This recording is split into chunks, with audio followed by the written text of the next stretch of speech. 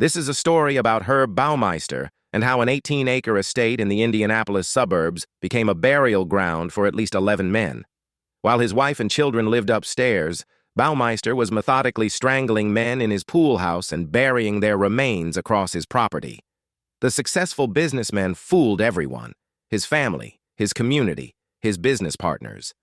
But beneath the surface of respectability was something far darker, and by the time investigators discovered the truth, Baumeister had already disappeared.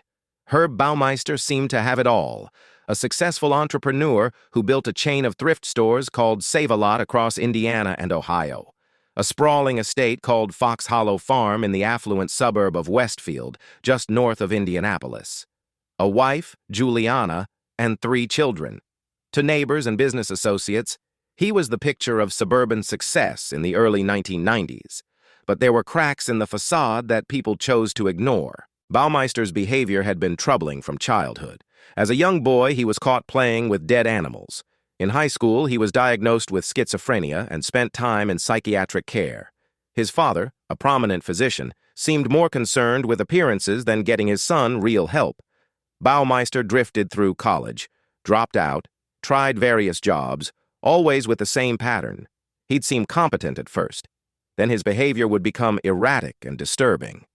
He married Juliana Saiter in 1971, and for a while, marriage and family seemed to stabilize him. They had 3 children. He worked various jobs in medical equipment sales, always just getting by. Then, in 1988, Baumeister convinced his mother to help him start Save-A-Lot, a thrift store chain that sold damaged and returned merchandise from major retailers at deep discounts. The business took off. Money started flowing in.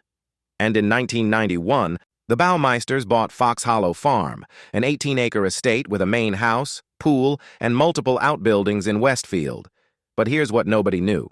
While Baumeister was building his business empire and living the suburban dream, young men were disappearing from Indianapolis gay bars along the I-70 corridor.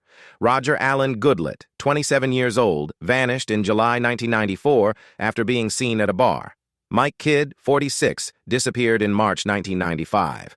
Richard Hamilton, 20, was last seen in July 1993. Stephen Hale, 26, vanished in April 1993. These men had families, friends, lives. They weren't runaways or transients. They simply disappeared without a trace. Indianapolis police noticed the pattern but had no leads, no bodies, no crime scenes. The cases went cold. Baumeister was living a double life. While his wife thought he was working late or traveling for business, he was frequenting gay bars in Indianapolis under the alias Brian Smart. He was known as friendly, charming, quick to buy drinks. He'd approach younger men, strike up conversations, offer them a ride. Many said yes. Those who went with him to Fox Hollow Farm never came back. Baumeister's method was consistent and brutal. He'd bring men back to his estate, usually when his wife Juliana was away visiting family with the children. He'd invite them to the pool house. They'd drink, talk, sometimes swim. Then at some point, often during what appeared to be consensual sexual activity, Baumeister would wrap his hands around their throats and strangle them to death. He'd watch them die. Then he'd drag their bodies into the woods behind his property and bury them in shallow graves scattered across the 18 acres. The breakthrough came from an unexpected source: Baumeister's own son. In 1994, the Baumeister's 13-year-old son was playing in the woods on the property when he found a human skull.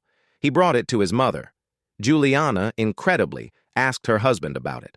Baumeister claimed it was a skeleton his father had used in medical school that he'd buried as a joke. Juliana accepted this explanation and put the skull back where it was found. She didn't call police.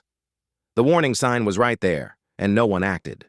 But Tony Harris, a regular at Indianapolis gay bars, started connecting the dots. Harris had met Brian Smart multiple times. Smart had invited him to his estate, but something about the man made Harris uncomfortable. He always declined. When Harris saw news reports about missing men from the gay community, he became convinced Smart was involved. He went to the police with a description and the name of the estate: Fox Hollow Farm. Here's how they finally got him. Detective Mary Wilson began investigating, but without Juliana's cooperation, they couldn't search the property. Juliana refused to believe her husband could be involved in anything criminal. She defended him completely. It wasn't until June 1996, when Juliana finally filed for divorce after years of Baumeister's increasingly erratic behavior, that investigators got their chance. As soon as she moved out with the children, she gave police permission to search Fox Hollow Farm. What they found was a nightmare. On June 24, 1996, investigators began excavating the property. They found over 5,000 bone fragments and the remains of 11 men buried in shallow graves across the woods. Teeth, jewelry, personal effects, all carefully cataloged. The remains of Roger Goodlett, Stephen Hale, Richard Hamilton, and 8 other victims. The pool house showed evidence of violent struggle.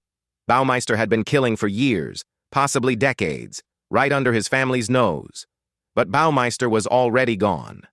Days before the search began, sensing the investigation closing in, he withdrew money from his accounts, packed his auto camper, and fled. He left a 3-page letter for Juliana expressing his love for his children and blaming her for destroying his life. He made it sound like he was a victim of her leaving him, not a word about the 11 men buried in his backyard.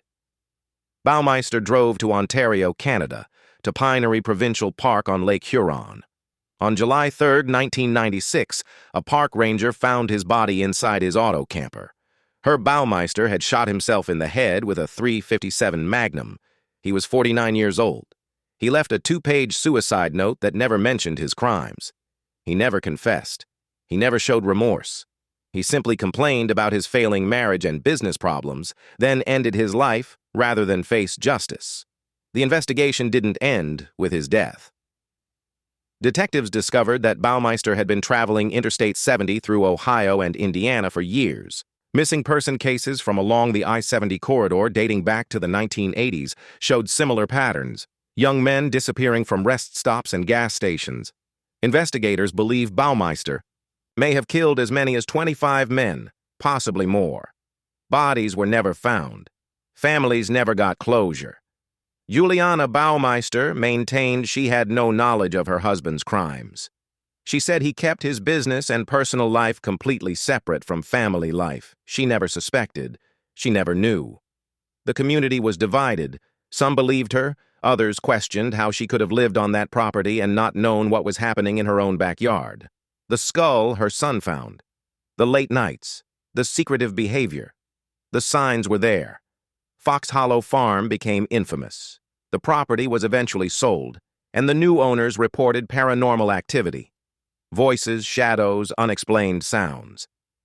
Whether you believe in ghosts or not, the land remembers what happened there. Tours are occasionally offered, and the house stands as a grim reminder of how evil can hide behind a suburban facade. The victims' families were left with fragments, literally and figuratively. Many of the remains couldn't be fully identified because Baumeister had dismembered and scattered them so thoroughly. Some families never got confirmation that their loved one was among the 11 found at Fox Hollow Farm. They're left wondering if their missing son, brother, or friend is still out there somewhere along I-70 or buried in those woods. The case revealed devastating failures in how law enforcement handled missing persons from the LGBTQ community. These men disappeared over years, and their cases weren't prioritized. If police had taken Tony Harris's tips more seriously earlier, if Juliana had called police when her son found a human skull, if Baumeister's psychiatric issues had been properly addressed decades earlier, how many lives could have been saved? The system failed these victims repeatedly. What does this say about how we value certain lives over others? How does someone kill 11 people on their own property and their family notices nothing? And how many more victims are out there, buried in unmarked graves along highways, their families still waiting for answers that will never come?